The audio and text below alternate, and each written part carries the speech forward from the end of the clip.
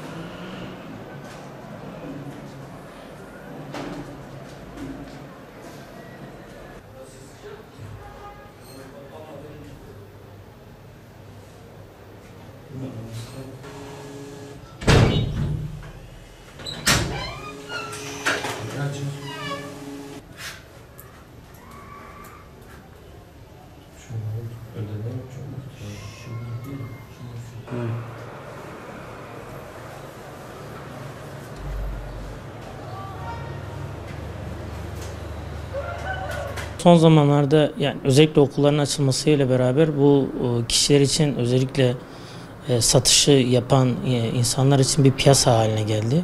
Hedef kitle olarak gitgide savunmasız olan, sağlıklı baş etme becerisi olmayan çocuklara yönelik kullandırtmaya ya da onları bu sürece teşvik etmeye söz konusu. Madde kullanımı beraberinde çocuğu böyle agresif, çünkü beraberinde yoksunluk belirtileri ortaya çıkarır. Bu da davranış olarak yansıması da ortaya çıkar.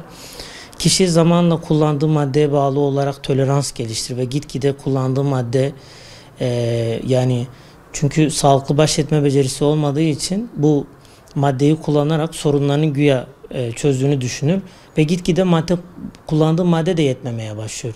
Daha tehlikeli maddeler, kimyasal madde kullanımı ortaya çıkıyor. Bu beraberinde işte bu kimyasallar kişinin gerçekten sinir sistemi üzerinde büyük bir tahribata sebep oluyor.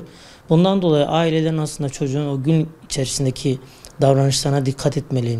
Ne olduğunu, hani nasıl günün nasıl geçtiğini, davranış olarak iyi bir gözlem olmalı ki kişi bu süreçlerle ilgili biraz uzak dursun. Çünkü yoksa ciddi anlamda bugün okul önü, yarın başka bir şey önü ve gitgide, çünkü insanlar yani gitgide bunu daha da eğer biz tepki göstermesek, halk olarak, aile olarak, toplum olarak göstermesek bunun yaygınlığı daha da artacak ve toplum olarak daha da etkilenmeye başlar. Yani bu süreç için ailelerin bu konuda bilinçli olmalı. Yani en azından çocuğu denetleyebilmeli. Ben bu konuda yani bunu direktmen maddeye atıf ederek değil de günün nasıl geçti, yani ne oldu, yani süreci ne kadar onunla etkileşim kursa, en azından böyle bir ortamda olsa, kullanmayan bir çocuk olsa dahi en azından çünkü aileyle bağı iyi olan çocuklar gerçekten bağımlılıktan da uzak durmaya başlıyorlar. Aileyle etkileşimi kopuk olan çocuklar bunlar için hep böyle bir potansiyel. Bu torbacılar için, yani diğerleri için hep bir potansiyel. Bu açıdan aile olarak yani çocuklarımızla etkileşimimiz daha iyi olmalı ki onları sağlıklı bir şekilde koruyabilelim diye. Aslında burada yani hepimize görevler düşüyor. Yani siz bir yerde bir yanlışı gördüğünüz zaman eğer siz bildirmezseniz belli bir yere, bu gitgide o der ki bana dokunmayan yılan bin yaşasın, o der bin yaşasın derken yılan büyüyüp gerçekten hepimizi ısırmaya başlıyor. Bu açıdan yani kullanan kişiler de bundan rahatsız. Bu bataklıktan nasıl kurtulacağını bilmedikleri için bu döngü bu şekilde devam etmeye başlıyor. Bundan dolayı hani insanları yani siz bir rahatsızlığı gördüğünüz zaman bu konuda gerekli yerlere söylemeniz, özellikle emniyeti bu konuda bilgilendirmeniz. İnsanlar eğer tedavi konusunda baktığınız hani bir şey de görseniz sağlık kuruluşuna yönlendirmeniz. Yani diğer bulaşmamış kişileri de önleyici hizmetler konusunda gerçekten yani spor faaliyetleri olur ya da başka faaliyetlere ne kadar dahil ederseniz çocuklarınızı gerçekten en iyi önleyici hizmeti vermiş olursunuz.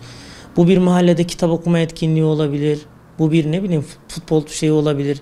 Siz bu tarz etkinleri ne kadar çok artırırsak o kadar daha çok onları aslında bu süreç karşısında daha güçlü hale, daha sağlıklı baş etme becerileri oturtmuş oluruz. Biz dernek olarak da burada önleyici hizmetler konusunda dezavantajlı kenar mahalledeki çocuklar için alıp onlarla bu tarz atölyeler yapıyoruz.